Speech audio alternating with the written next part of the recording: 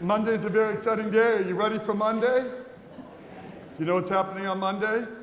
There's going to be a roadblock, chaos on Pearl Road. You want to know why? On Monday, Dairy Queen has 85-cent blizzards. Now think about this for a moment. All kidding aside, right? There will be a line up and down all the way around the drive-thru, backing up Pearl Road. Yes or yes? Nobody will complain about waiting in line, will they? Why? Because the blizzard is 85 cents. Such a deal, right? And even if people don't want a blizzard, you're going to go get a blizzard. Why? Because it's such, it's 85 cents. It's such a deal. It's crazy, right? So people will go out of their way, maybe to get even what they don't necessarily want or need for an 85-cent blizzard. It will literally cause gridlock around Dairy Queen. Yes or yes? Crazy, right? But what will you do on Monday to create a more peaceful, loving world? Tomorrow is 9/11. Can you imagine for a moment if all of us got serious, even just for one day, really about working and praying for something that matters, like world peace? Now, all kidding aside, people will run to Dairy Queen for the 85-cent deal, yes or yes? But what are you going to do on Monday? And can you imagine what a blessing it would be if we literally caused gridlock because so many people were trying to get into this church and pray for something that matters. It's really a question of priorities. We'll run to the blizzard, but will we spend the day working and praying for peace? Now you can sit here and say, and this is good for young and old alike, right? Because all of us need a peaceful world, amen? All of us want peace in our hearts. We wouldn't be here. We want peaceful, loving homes, amen? We want a peaceful and safe community, amen? What are you willing to do to work for to accomplish that peace? Now you can sit here and say, oh, I can't wrap my mind around world peace. I can barely figure out the blizzard line. But the scriptures this weekend make it very clear what all of us can do and need to do, young and old alike.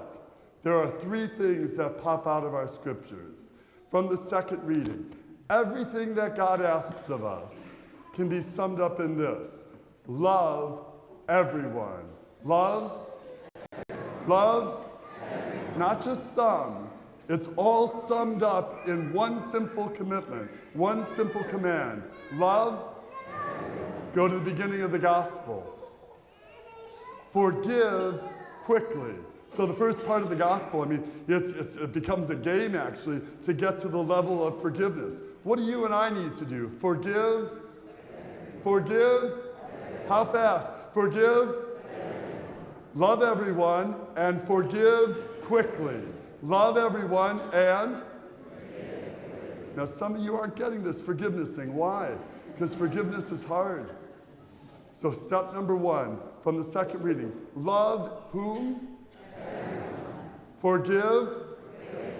And thirdly, to the end of the gospel, Jesus literally says, can you imagine what would happen if everybody could agree, or even if most of us could agree on what we are to pray for? Can we agree tomorrow, 9/11, a significant day in our country, that all of us will dedicate ourselves on this day to pray for peace? Jesus says, if you can agree on that, I'll take care of the rest. So we have to love everyone, forgive quickly, and pray fervently. What's the prayer? Pray fervently. What is it? Fervently. Love everyone, forgive quickly, pray fervently. That's something all of us can do, young and old alike. And to get those peaceful homes, those loving hearts, that better world, if all of us were to choose to do this. then what God could do would be something so much more amazing. And the time to do it is now. So in your bulletin today, you'll see a sheet.